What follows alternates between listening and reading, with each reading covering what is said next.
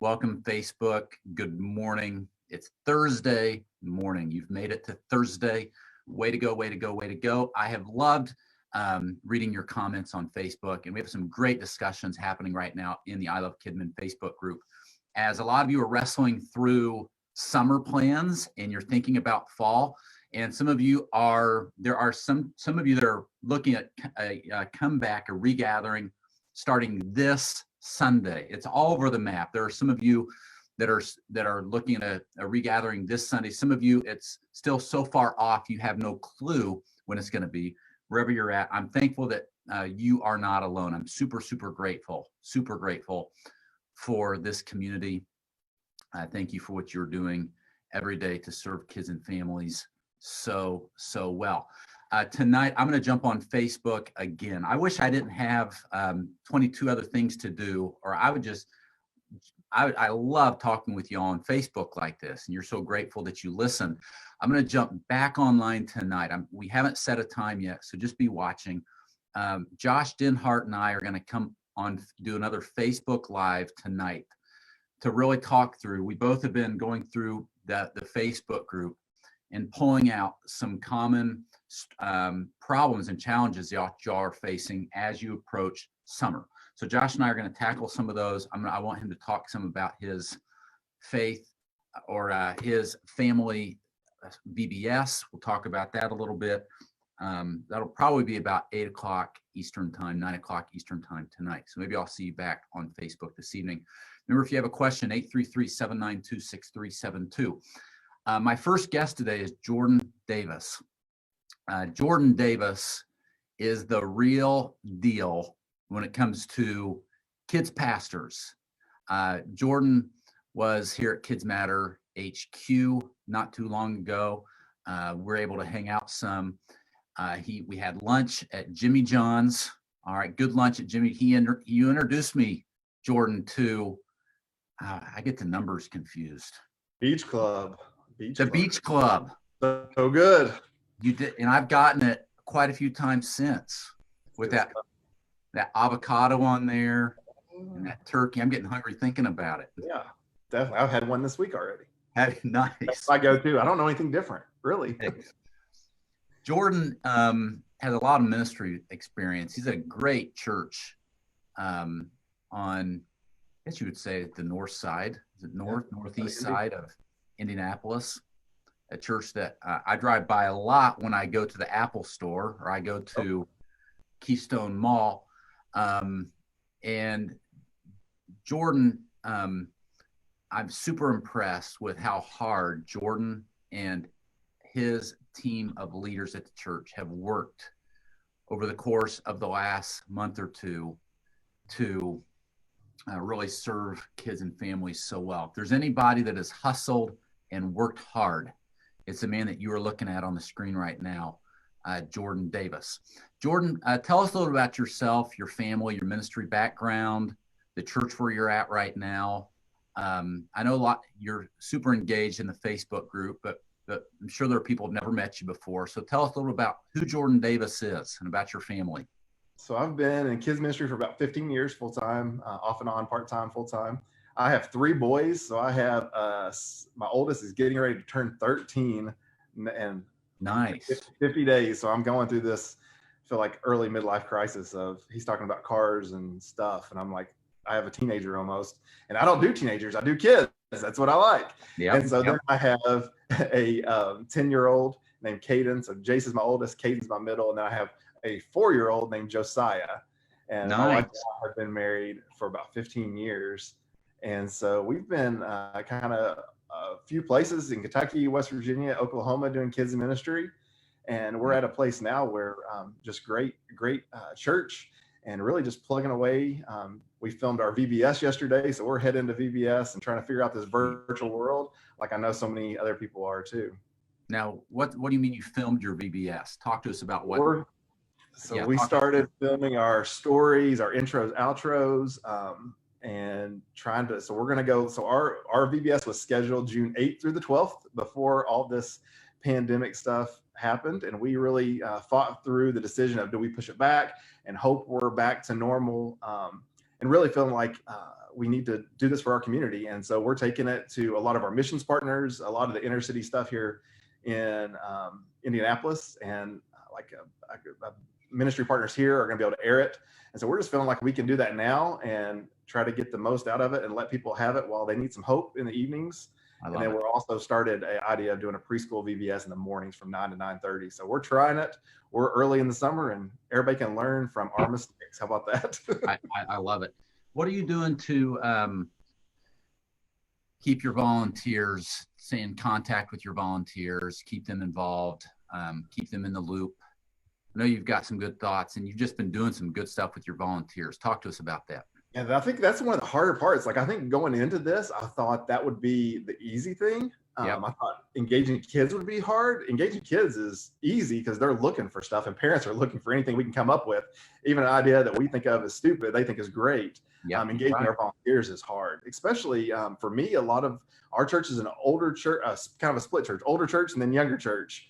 And a lot of our volunteers are older, so they're stuck in. And so they're looking for any kind of community they can have. And so keeping them involved in Zoom calls. One of the best things I think for us is our pastor started this actually with our staff. We have a pretty large staff, and we take the time every week through all 26 of us to go through and what's your number today? Are you a 1 or a 10? 1 is the church is going to pay for you to have counseling. A 10 is you are an introvert and you are loving this season. Yeah. Every week, we ask our staff and our volunteers, where are you at today? And if you're a 4, I need to know that. So really not throwing ministry out the window. Where are you at personally? Especially for our volunteers that live by themselves, that haven't had any kind of human contact. And we're on week 9 for most of us here in Indy. And so they need that. And so they'll text me and say, hey, I'm a 4 today. And I know they need a phone call. Or they're an 8, they're going to write kids letters today. Just really figuring out where they're at and then figuring out how to plug them in ministry that way. I love it. So is your pastor asking you that as well? Yes. Yeah. And that helps really for us as a team function, knowing, hey, last week there was a bunch of 5s in the room, and we said, okay, let's figure out our vacation strategy for this coming season. Yeah. Let's figure out, we're not healthy right now, and we're a great team, but when you got 10 5s or 10 4s, that's not good. We need a good mixture to where we can keep building each other up. Now you're in Indiana, where y'all could start regathering this Sunday. Are you going to regather this Sunday? Oh, we are not. Okay.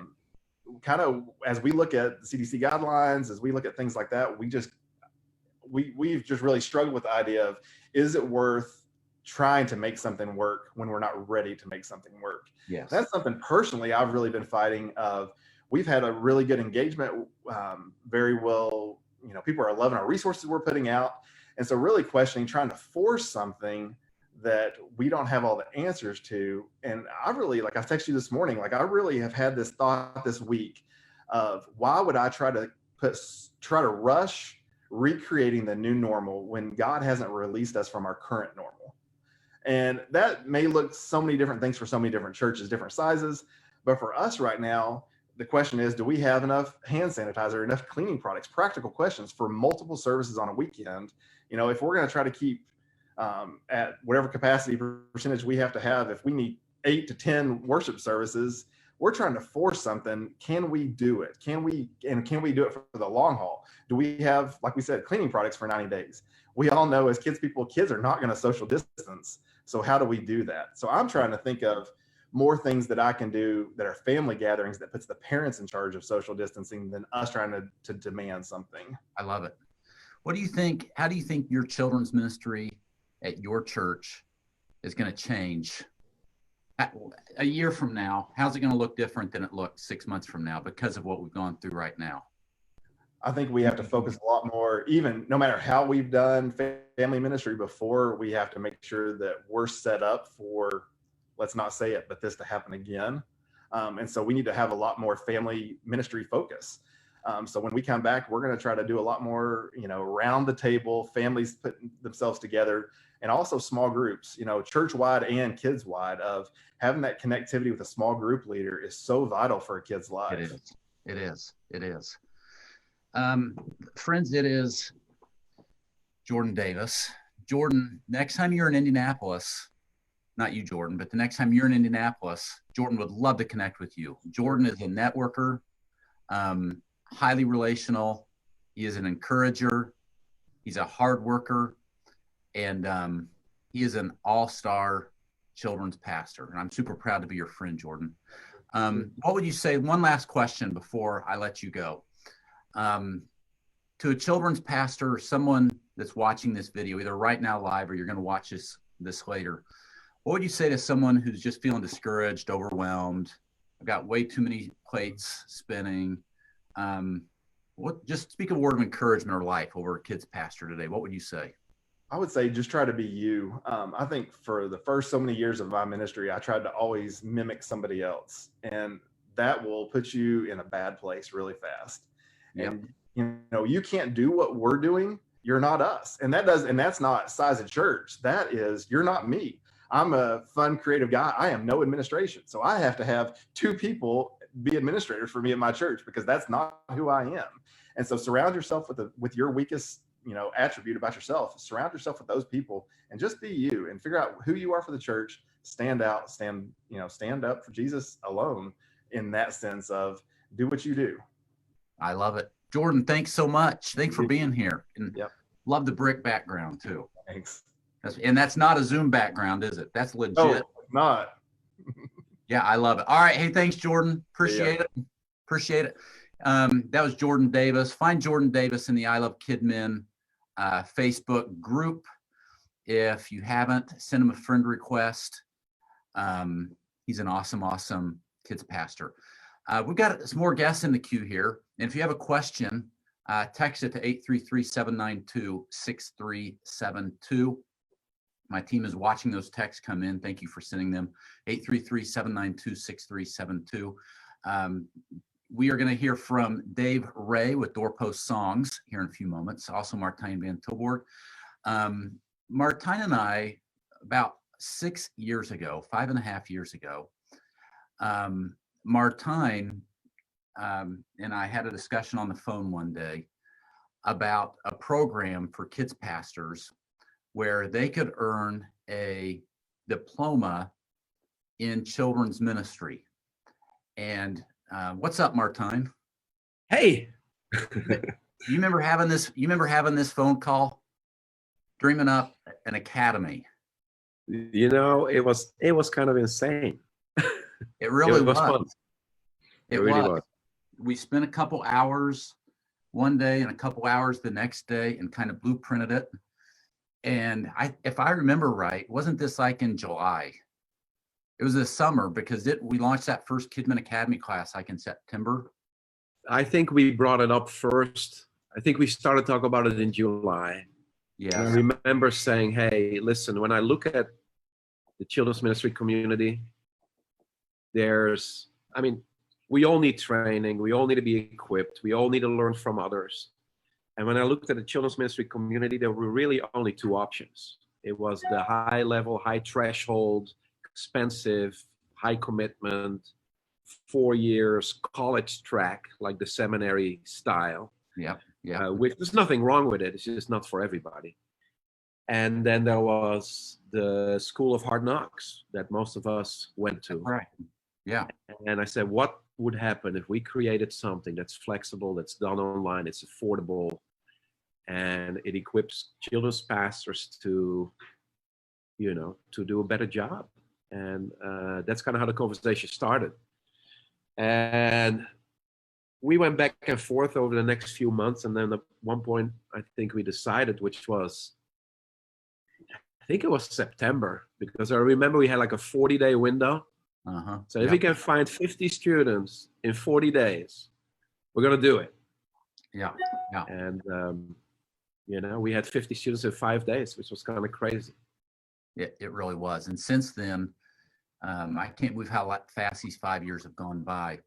We have awarded 2,300, is the last number I heard, 2,300 and some diplomas to children's pastors and children's ministry leaders over the last 5 years, which is incredible. Yes. It's incredible. Yeah.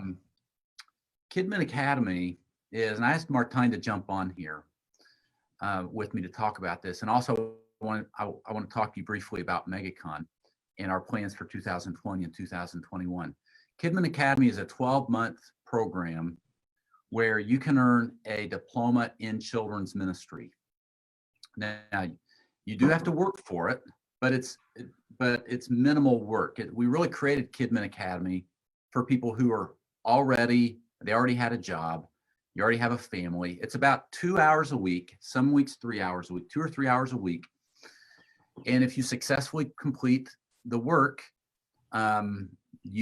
which most all the students end up doing, you earn a diploma in children's ministry. Every month we have a different faculty member. We cover a different topic. 1 month we'll focus on volunteer management.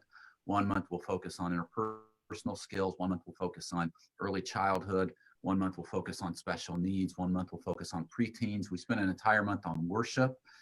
We spend an entire month on leadership. And we find faculty members that are that are thought leaders in that space. We publish a curriculum. It's an all around a great experience, whether you are brand new as a children's pastor, a brand new children's ministry director, or whether you've been at it for years, but you just want to stay connected, you want to stay trained, you want to stay relevant. Whether you are at a small church, a church plant, a small church, or a large mega church. We currently have students enrolled from some of the largest churches in America. And we also have people that are in small town USA trying to figure this out. And global. I mean, I don't know, last time we checked, I think we had like over 20 countries represented. Yeah. Globally. I remember the first time we had our graduation, we had people from the Bahamas, we had people from Canada, we had people from Indonesia, we had people from Australia. They literally came from all over, which has been kind of a cool thing. It has been cool. If you are a graduate of Kidmin Academy or a current student, I'd love for you to tell me that in the comments right now on Facebook. Whether you're watching live or a lot of you will watch this coffee chat later, leave a comment and let me know. Now, Martijn, because of this pandemic and because of so many churches on a budget freeze and people laid off work and so on, we decided to do something we've never done in our 5-year history of the Academy. Yep. Tell us about that, Martijn, and tell us, I don't know if you have any estimate on how many more spaces are left, but talk to us about what this looks like, this name your own tuition. Yeah, I mean, we really felt that when this thing broke out and the country started to shut down, and I mean, I had friends that overnight laid off like 40, 50 employees. And I mean, some people ended up in a bad shape really, really fast. And I called Ryan one day, I said, what can we do? And we kind of came up with something we've really never done. And we said, well, we've been generous with scholarships in the past. The truth is, you know, if somebody comes to us and says, hey, listen, I really want to join, we typically offer financial aid if there's a good reason. Yep. But we decided to take it to the next level, where we basically say, hey, listen, enrollment's open, pay whatever you can. And of course, we ask you to pray about it. And we can't have everybody get a full scholarship and still sustain the program. Mm-hmm. But it's been interesting to see how the community really stepped up. And people have actually paid higher than the regular tuition in some cases, where help with others. They paved the way to help others join essentially for free, because we had people literally pay $1 and enroll in Kidmin Academy. When you go to kidminacademy.com right now, you see the COVID-19 offer, and it takes you to a page where you pick your own mission. And we're gonna, call your pastor to see, is it true you don't have budget? We're gonna take your word for it, no questions asked, no strings attached. You fill in the amount you want to pay, and we're going to empower you with the responsibility to decide what that is. I love that. So as a result, this is the biggest class we've ever had. This is the 10th class that we have for Kidmin Academy, and it's by far the largest class we've ever had. Enrollment closes on Tuesday, so there's still some time left. Yeah, we decided to basically just keep it open through Tuesday since we're that close.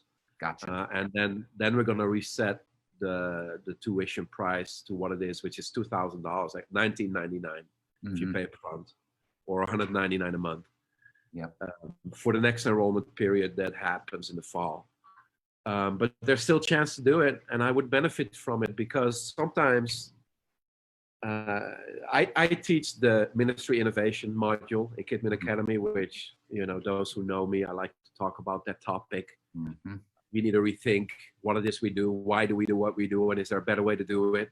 I think that's a question we always need to ask ourselves, because sometimes we just get stuck in the routines of, the rat race of ministry almost. We do the same things over and over again, and we forget why we do it. And this program really allows you to step back, take a year, and work on yourself and decide on who you want to be as a minister to kids. Yeah. And one of the scriptures that intrigues me, and it relates to, I believe, setting time apart to work on yourself and reposition yourself to be effective for what God wants you to do, is a scripture when God's people come to the River Jordan and they send in 12 spies, and then 2 come back and they say, let's do it. And the other 10 say, nope, we're going to die if we do it. So let's not. Mm-hmm. And the people believe the bad report, and we make songs about that. Whose report do you believe? Oh, yeah. You know that song. But the interesting thing is that then God steps in, right? And he sends everybody back into the wilderness for 40 years. And I'm paraphrasing a little bit, but he basically says that everybody 20 years or older, within that 40-day period, they'll die. And they will never inherit to the full what God had in store for them, if they would have made a different decision at that point. And then he said that younger generation will still be destined to take the land, to live in that purpose, that destiny that he had for them. But because that older generation made a decision that they were not going to go for it, that younger generation, the Bible says, were caused to become shepherds in the wilderness for 40 years. Now think about that. Mm-hmm. By circumstance, not by choice, they were forced to become something they were never supposed to be. Mm-hmm. Isn't that an interesting thought? Yep. Here's a whole generation of young people that were forced to become something they were never supposed to be, which were shepherds in the wilderness. Now, what do you think that does to somebody mentally? Where for an extended period of time, you do stuff, you are something that you were never called to be in the big picture that God had in mind for you. I think you simply start believing that the life you live, that the ministry you do, is it. It's what God had in mind. Mm-hmm. Because what else is there than the wilderness? And I think stepping back for a whole year to kind of assess, what circumstances, what environmental, cultural circumstance have caused me to become who I am today, and is there more? Yeah. And I think Kidmin Academy really helps you to rethink what you think about some of those core areas of ministry, and kind of realign yourselves, recalibrate yourself, so that you can actually possess that promise that God has for you beyond your current experience. And we've seen a lot of people jump into Kidmin Academy and come out a different person on the other end. That's true. That's and true. There's still, I'm not looking at Facebook, but I can just imagine people typing in comments that have gone through the program, saying how much. Yesterday, Martijn, Jack Henry was on the coffee chat with me, and if you remember, he shared the story about he was ready to quit. Yes. And, he decided. I remember the letter you wrote it. Yeah, he took a year and did Kidmin Academy, and he really believes that that's what God used him as a catalyst to keep going. And there are stories after stories after stories. What I want you to do, Kidmin, go to Kidmin Academy, Kidmin. I know Andy put a link in the comments, kidminacademy.com. You're going to see an orange box somewhere at the top with information about this. You name your tuition. You're admitted. You're admitted. I'm not going to call your pastor. I'm not going to ask you to send me your tax return from last year. It's no questions asked. We want to bless you this year. If you can afford to do something, do something. Whatever you can afford, and you can make that payment up front, or you can make it monthly. Yeah. Um, Yeah. Martijn, talk to us in our last 5 minutes here. Talk to us about MegaCon. MegaCon is our Yeah. big kids pastors conference that we do every fall. It's an amazing event. I love it. I love it. I love it. But because of this pandemic, we've made some shifts. Talk to us about that, please. Yeah, and by the way, Kidmin Academy or Kidmin Nation MegaCon is the result of Kidmin Academy. A lot of people don't know that. But that first class, we had 400 students. We decided to do a graduation event at the Ark Encounter years ago. That's right. Which was a tremendous success. We had 400 students. We had 400 people showing up for that. Yep. Which was amazing. And we decided, let's do events. Yep. And we made a bold statement saying, you know, the first year we're doing an actual event that's open to the public. We want to be the biggest in the country. And we sort of were. That first year, I think we had over 1,500 people participate, and that was just the on-site. And then a bunch of people bought a streaming pass. Mm-hmm. But it all came out of Kidmin Academy and that first graduation event that we did, which is kind of neat to think back on that. It is. But obviously, due to this pandemic, a lot of things changed, and we stuck our heads together because there's so much noise, you know, and there's so many factors that go into making a decision, like how to handle a mass event in the fall, even though it's still a ways away. And there were basically 4 different categories of factors involved. There were the facts. The country's shut down right now, starting to reopen a little bit. Mm-hmm. We have to deal with it. We know it demands a response of sorts. So there's the fact of the pandemic and that everything's been disrupted. Then there is the questions that we're getting from different people, from different entities involved.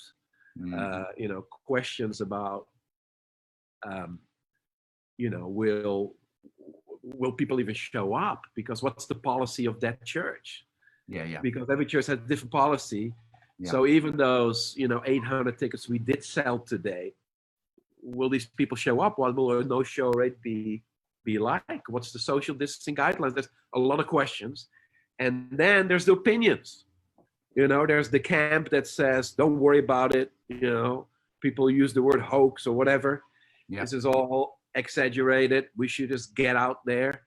And then there's the people that say, stay inside the rest of the year. And it doesn't really matter who's right, because perception is reality for those people. And it will impact the event in some sort, you know, whether people are right or wrong, it doesn't matter. And then there's the other variables, like how is the venue going to respond? Are they even going to allow us to stick 2,000 people in a room? Or are they going to say 4 weeks out, you know, we waited to make this decision, but we can't do it. And now we have a bigger problem to our hands. So what we decided to do is to use this situation, redefine what it means to do Kidmin Nation MegaCon, and actually expand it. So what we've done is 3 things. 1, we moved the date of the original event to 2021. So all that's still going to happen. It's kind of like the Olympics. Olympics still going to happen. It's just not going to happen right now. We're moving it to 2021. And then we're doing an additional event where, which is kind of like a hybrid event that consists out of online and offline components. It will have a smaller physical event attached to it, but it will also have an online strategy. And it will have a strategy where we will send you a mega box. So people who have a ticket, you'll get a mega box with resources, with information, with all kinds of goodies, Ryan's favorite things. For those who are familiar with the Ryan's favorite things party from our events, they're always fun. It's going to be incredible. And so, sorry, I was distracted by a text by somebody. But there's an online event, and listen to this. It's not an online event. It's a hybrid event that has an online component, and it's going to be the biggest event we've ever done online, that online component, where our goal is to have 5,000 children's pastors connect through that online environment. And get this, I don't think it's ever been done before. Maybe it has. If it has, I've not heard of it, but we're going to have, or we did the math yesterday, Ryan, there's going to be 170 sessions done online in a 5-day span. Wow. So we're going to maintain the breakout structure that we would normally do. Yeah. This is all in addition to the shifted date. So this is extra. If you have a ticket, you can participate in both. Yep. Right? Yep. 170. Have you ever heard of an online event of sorts that has 170 sessions? And we're going to do it. We're going to be the first one that I know of that's going to do 170 events online in 1 week with a breakout structure. It's going to be completely be innovative and different. Yeah. And then we're going to have a surprise component to it that's going to last between fall this year and the 2021 date for MegaCon. It's all going to be included. But I tell you, you want to have a ticket, because if you want to benefit from all three of those phases, get the mega box and get the extra content that ticket holders get. You want to have a ticket because the value you're going to get is going to exceed the ticket price, as the ticket price is right now. It's $179. And in fact, you're going to get a recording of all those 170,000 breakouts, or 170 breakouts included in your ticket price, which we would typically sell for more than that all a year. So I encourage everybody to act now, get a ticket, and be part of this expansion strategy for Kidmin Nation MegaCon that happens, or that starts in the fall, and really going to run through the 2021 dates where the regular event's going to take place. Sure. Well, and you know, I feel really good about this. There's a big part of me that I think, like all of us, I mean, we just love MegaCon as we've known it the last couple of years. I'm be bummed to miss that in person. I miss what it has been, but I'm excited about what we're going to do to expand it this fall. And I think it's going to really, it's really going to set us up to have the biggest and best MegaCon as we've known it, fall 2021. I honestly think so. Yeah. I think this really disrupted our autopilot, because we're now in year 4. Kidmin Nation MegaCon, and we're just kind of like, this is easy, you know, here's another event, and we just kind of go through the motions. And year 1, we were on the phone every day planning this thing, and now once a month we talk about this. But this disrupted us, and it really made us sharper to come up with new, innovative ways to make a bigger impact to more people. And I think this is it. It's going to be quite something. It's going to be a lot of work, and I'm already feeling that. I'm sure you're feeling that. Yeah. But you know, let's do it, and let's create something that goes into history as remember when. Exactly. And I was part of it, right? So it's going to be great. Yeah, I love it. Martijn, our next guest is Dave Ray from Doorpost Songs, who was on stage at MegaCon. Yes, I remember. Last year. Yeah. Did a great job. There he is. Hey guys, how are you? Hey, Dave. Hey. Martijn, thanks for being with us. I know you need to bounce. Keep up the great I'll see work. you at noon, right? We're doing a Kidmin Academy. Yeah. What do you call that? There's a word for it. Like yeah, like an orientation kind of thing. Orientation. There you It might be at 1. Is it at 1 or noon? I don't remember. It might be you know noon. what? I don't know. Maybe it's at. Is it noon or 1? I don't know. I'm gonna open up my calendar and say it's at noon. No, it's at 1. I think Is it's it at 1? 1. I've got one on my calendar. So all right, it's at 1, and we're going to stream it to I Love Kidmin, right? we are. We'll stream it to I Love Kidmin. Yep. Well, All see right. you then. Thanks, Martijn. Bye-bye. Dave Ray. Dave Ray has an amazing ministry with his family called Doorpost Songs. If you were at MegaCon last year, you met Dave, and you were able to hear from him and hear some of his amazing music. I've loved getting to know Dave and his family. Really, we probably met for the first time a year ago right now. It hasn't been much more than that, Dave. Dave, tell us, what is Doorpost Songs? Yeah, well, we started just thinking that it would be great to put God's word to music. You know, people have been doing that for hundreds of years, but every generation needs to do that.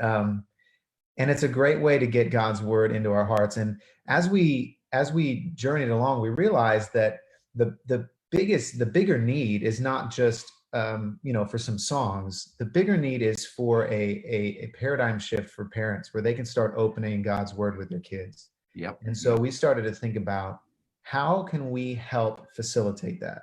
Because we know that parents know that that's something they should do. And we know they've got a Bible in their home. How do we help them do that? And so that's the mission we've been on, to create these. We still creating music. That's kind of the center of it all, that connects with churches and lyric videos and all those great things that churches use.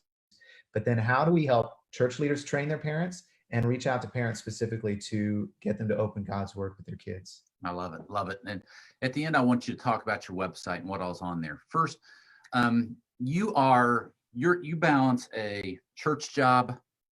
You have 3 kids at home, right? Do you always homeschool, or are you just forced to homeschool now with this pandemic? No, we've been forced to do it. This, our kids are, our school is actually, we can hear the school bell in our backyard, so it's real close. That's awesome. But yeah, we've been homeschooling since March. So I've become a 4th grade teacher for our oldest, and my wife Jess is teaching our first and our kindergartner. So how are you finding that between the church job, 3 kids at home, Doorpost Songs that you've got going to serve churches? How are you striking a good, how are you able to stay productive and focused and keep all these plates spinning and spinning them well? Well, I would say, first of all, that it's just a little messy, and you have to kind of be okay with the fact that it's a little messy. Jess has been teaching online vocal lessons, and she works for a nonprofit. And so we've got 3 kids and 4 jobs that we're trying to, get into a 24-hour span on any one day. The first thing that we had to do was we had to communicate pretty well and be like, okay, look, here's what I need. Here's what you need. Let's figure this out. We're both going to have to sacrifice. This is not going to look like a day where Dad gets to go to the office and spend 8 hours working, So I had to deal with that, in terms of expectations. And the second part that we've just had to do is just accept the mess, just accept that, we're not, it's not all going to be pretty all the time, and that sometimes we're not going to get things done. And I think actually, though, the biggest thing that we've had to do is that over the last, we try to do this normally in our house anyway, but over these last, hold on one second. You're good. You're good. Printing out on the printer. Over these last 6 weeks, we have probably practiced more forgiveness in our house than we ever have. Whether that's our kids needing to practice forgiveness with each other because they're getting on each other's nerves, mom and dad practicing forgiveness with each other because we're getting on each other's nerves, or us practicing forgiveness with them. Let's just kind of real talk here for a second. There was one incident last week where I was just having a hard time dealing with the lack of productivity, the uncertainness of the schedule, and so many things going on. And man, one of our kids said something that just rubbed me the wrong way. And I yelled at him. And after that, I felt so embarrassed. I felt really ashamed that I had done that. And I cooled off, and I just had to go back to him. And I went up into his room and I wrapped him in my arms and I said, look, bud, I'm having a hard day today. And I really should not have done that. I'm so sorry. Will you forgive me? And that's a humbling thing for us as parents. But if we're going to maintain really healthy relationships with our kids and with each other, we've got to be able to practice forgiveness. Yeah, boy, that's good. And super, super practical. You're right. David, I know one thing that you're passionate about is, of course, worship, and more than just music, but really worship and connecting with the Lord.